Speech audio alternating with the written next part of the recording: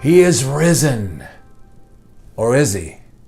Is the historical Jesus real, a historical figure, or figment of imagination? I'm Jerry Palladino, friend and follower of Jesus of Nazareth, with some thoughts on the subject.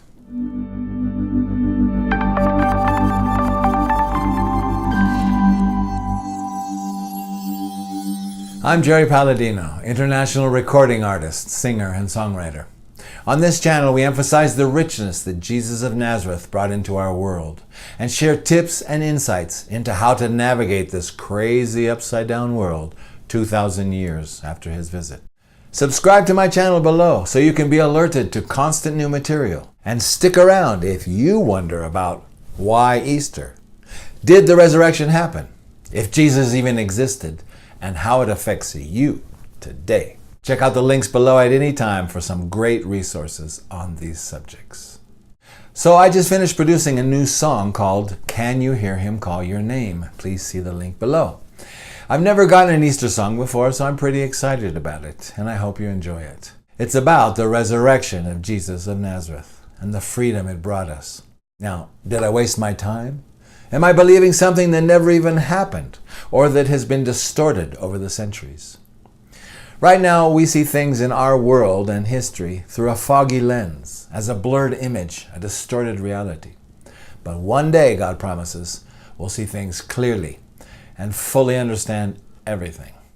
Meanwhile, all we can do is examine the evidence that we've been left with on any subject and try to deduce the truth of each matter and what it means to each of us personally.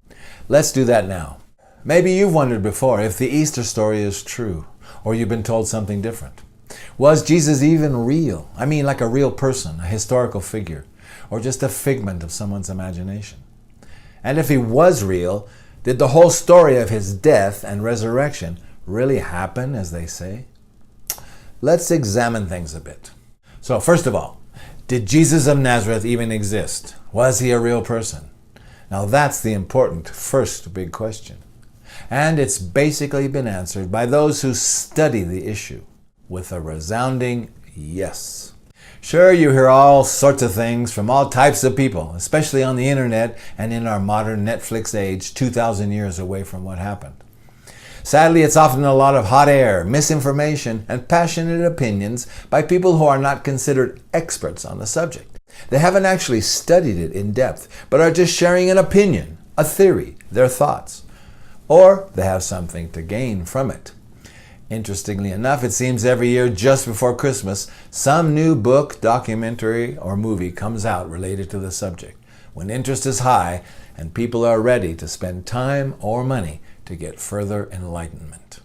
But the experts who have actually studied this and made a career of doing so nearly all agree that he did live among us on this planet.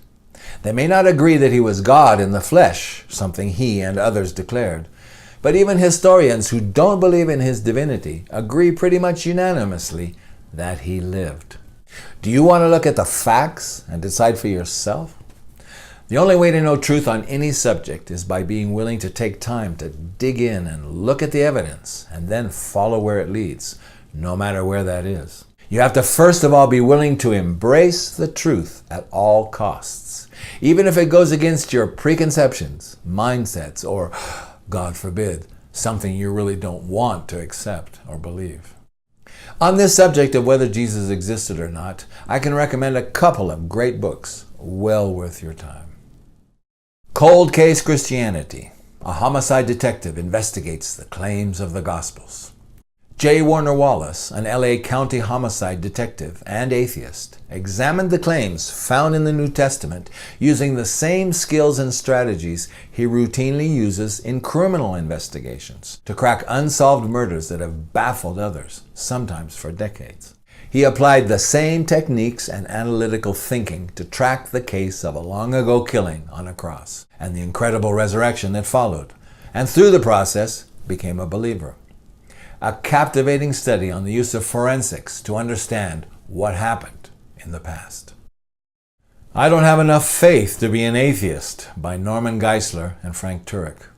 The authors propose that Christianity is more reasonable than all other belief systems and more rational than unbelief itself.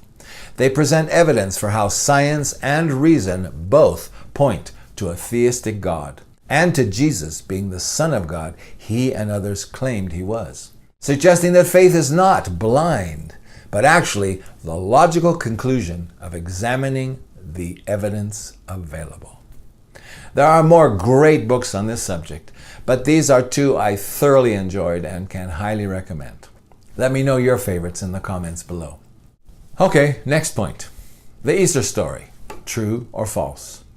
Did the resurrection really happen? Is there actual evidence for the resurrection? Any proof that Jesus rose from the dead as claimed? Two great books I can recommend. The Case for the Resurrection of Jesus by Gary Habermas and Michael Licona. They go through the historical case for Jesus' resurrection using the minimal facts approach, focusing just on the evidence that both biblical critics and Bible believers all agree on. Again, I mean those who've actually seriously studied the evidence. Here are 4 of the facts they go over that serious historians agree on. Fact number 1. Jesus died by crucifixion. More than any other matter concerning Jesus, historians remain convinced that Jesus' death is a fact of history. Fact number 2. The empty tomb. Something happened to the body of Jesus. It just disappeared without a trace. Fact number 3. Jesus' followers truly believed the risen Jesus appeared to them, not as a ghost or spirit, but physically. Fact number 4. Some people who were not Jesus' followers truly believed the risen Jesus appeared to them, including Saul of Tarsus, who actively persecuted believers before that, and later became the Apostle Paul. Another good one, The Case for Easter. A journalist investigates evidence for the resurrection by Lee Strobel.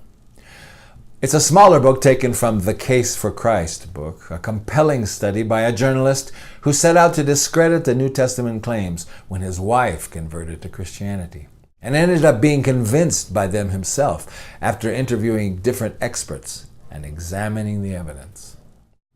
And let's not forget, there were 5 great books on the subject written by eyewitnesses to everything that happened, people who were alive at the time and or spoke with witnesses regarding the different events that happened, family members of Jesus, and people involved in the miraculous happenings. Of course, I'm talking about the 4 Gospels, Matthew, Mark, Luke, and John, and the book of Acts. They go into great detail about the life and adventures of Jesus. My favorite, for beginners, start with the book of John, 4th book of the New Testament, written by someone who was there with him throughout all his adventures. So why do we celebrate Easter these days? What does it all mean to us now? First of all, the whole story means that God revealed something through Jesus and his resurrection. He has spoken to us and showed us what he has in mind for humanity. It's important and we better pay attention. C.S. Lewis surmised that if Christianity is false, it is of no importance. Who cares? What does it matter? But if it is true, it is of infinite importance. The one thing it cannot be is moderately important. Both of the following books show us how everything in his life was foretold, expected, and part of a master plan. They both explain well different aspects of the overall picture and bird's eye view of what's going on here. The Story of Reality, How the World Began, How it Ends, and Everything Important That Happens in Between, by Gregory Kokel. I love this book because of its simplicity and how it proposes that there are answers to life's most basic questions that we're all concerned with. What are we here for? What's wrong with our world? How did it get so broken? Why are we so broken as well? And how can we fix everything and get things back to the way they're supposed to be? He states, life is a kind of story, and this story has an author. He sets out to tell that story and to help us see our place in it. Simply Jesus, a new vision of who he was, what he did, and why he matters, by N.T. Wright. The author, one of the world's leading Bible scholars, discusses the setting of Jesus' life, his Jewish background, what was happening politically at the historic moment he stepped onto the world scene, what people of his day were expecting from the Messiah that was to come, and what Jesus himself actually thought he was doing. I can also recommend his book, The Resurrection of the Son of God, a volume on resurrection in the ancient world, if you're interested in a more in-depth study. It's 815 pages long. So, knowing all this truth, how should we live on this earth? If all this really happened, then it must be important. And I would say it behooves us to study about him, his life and teachings. Get to know him personally. Check out what he said and taught. Believe it and do it. And this Easter, why not celebrate the fact he came to live among us, unselfishly give love to others, forgive us and die for our selfish rebelliousness, and give us new life, being the first to resurrect from the dead and making it possible for us to do the same thing after our physical death. That's resurrection. He said, because I live, you will live also. He that believes in me has eternal life. Sound good? Want it? It's yours now for the asking. Tell him you want it. Tell him you want him, and he'll transform you now, and you'll live forever. Tell me your thoughts on the subject in the comments area below. And don't forget to subscribe for more videos. And remember, Jesus is the best friend of all, so make him yours if you haven't already. Goodbye for now, and may God bless.